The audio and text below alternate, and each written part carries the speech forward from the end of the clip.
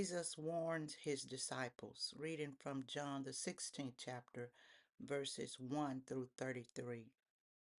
I have told you this so that you would not surrender to confusion or doubt, for you will be excommunicated from the synagogues, and a time is coming when you will be put to death by misguided ones who will presume to be doing God a great service by putting you to death. And they will do these things because they don't know anything about the Father or me. I am telling you this now, so that when their time comes, you will remember that I foretold it. I didn't tell you this in the beginning because I was still with you. But now that I'm about to leave you and go back to join the one who sent me, you need to be told. Yet, not one of you are asking me where I'm going. Instead, your hearts are filled with sadness because I've told you these things. But here's the truth. It's to your advantage that I go away. For if I don't go away, the divine encourager will not be released to you. But after I depart, I will send him to you. And when he comes, he will expose sin and prove that the world is wrong about God's righteousness and his judgments. Sin, because they refuse to believe in who I am. God's righteousness, because I'm going back to join the Father and you'll see me no longer. And judgment, because the ruler of this dark world has already received his sentence. There is so much more I would like to say to you, but it's more than you can grasp at this moment. But when the true giving Spirit comes, he will unveil the reality of every truth within you. He won't speak on his own, but only what he hears from the Father, and he will reveal prophetically to you what is to come. He will glorify me on the earth, for he will receive from me what is mine and will reveal it to you.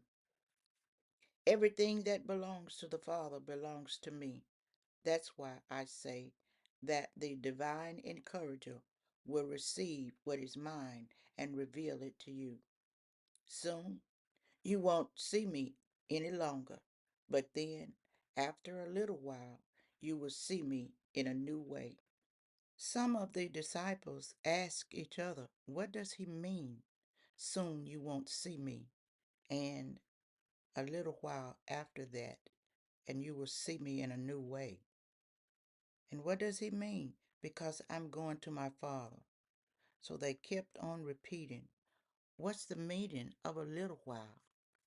We have no clue what he's talking about. Jesus knew what they were thinking, and it was obvious that they were anxious to ask him what he had meant. So he spoke up and said, let me make it quite clear. You will weep and be overcome with grief over what happens to me. The unbelieving world will be happy, while you will be filled with sorrow. But know this, your sadness will turn into joy when you see me again. Just like a woman giving birth experiences intense labor pains in delivering her baby, yet after the child is born, she quickly forgets what she went through because of the overwhelming joy of knowing that a new baby has been born into the world. So will you also pass through a time of intense sorrow when I am taken from you, but you will see me again, and then your hearts will burst with joy, with no one being able to take it from you. For here is eternal truth. When that time comes, you won't need to ask me for anything, but instead you will go directly to the Father and ask him for anything you desire, and he will give it to you because of your relationship with me. Until now, you've not been bold enough to ask the Father for a single thing in my name, but now you can ask and keep on asking him, and you can be sure that you'll receive what you asked for, and your joy will have no limits.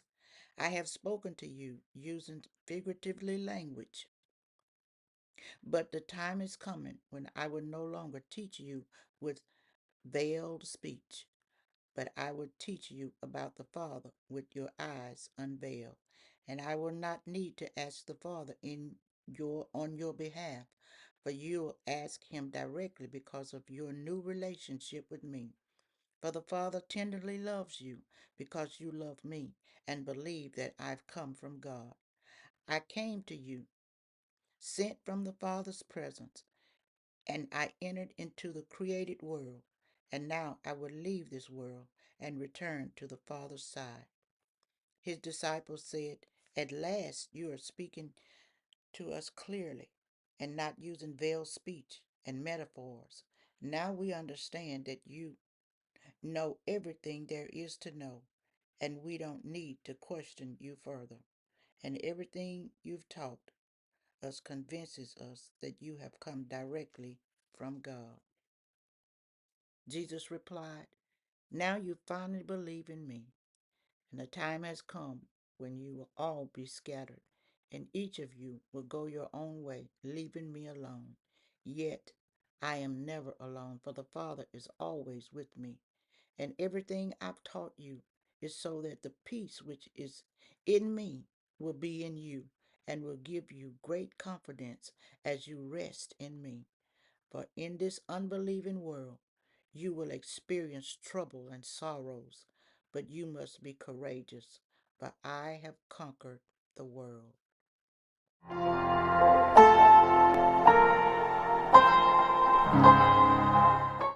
The challenge: call on the name of Jesus, believe that he is the Christ, the Son of God, and the only way to eternal life.